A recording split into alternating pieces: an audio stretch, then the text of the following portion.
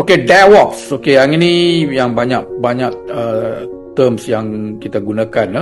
Okay, DevOps ni is basically combination of development and operation. Okay, kalau you tengok yang ni software development. Okay, kita discuss a lot about software development.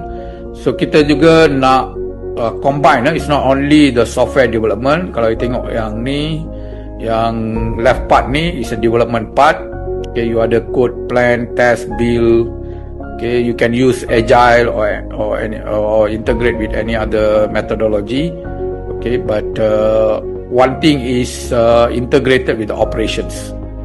Okay, so the operation part, the IT operation. Okay, so release, deploy, operate, monitor.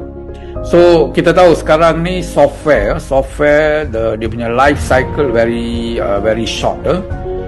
We can see even OS time to time, 6 months you have a new updates, okay, new version. Okay, so even software they need to update time to time. So that means this currently most company, most industry, they use DevOps. Okay, DevOps basically to shorten the life cycle and provide continuous. Okay, yang ni penting, continuous delivery. Okay, continuous delivery. So that the main element. Okay, what are the key characteristic? Okay, collaboration. Okay, then delivery and infrastructure, and as well as there are many tools, extensive tools that use.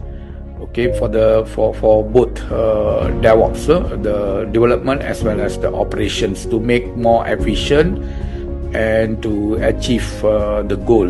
Okay, other than that, there is other approach. This called lean software development. Okay, yang ni Toyota dia gunakan approach ni untuk software development dia. Okay, Toyota production system. Okay, apa yang ada dalam this lean software development. Okay, eliminate the waste, amplify learning. Okay, decide as late as possible, deliver as fast as possible, empower the team, build the integrity, optimize. Okay, so ini yang dia punya 7 principle, lean principle.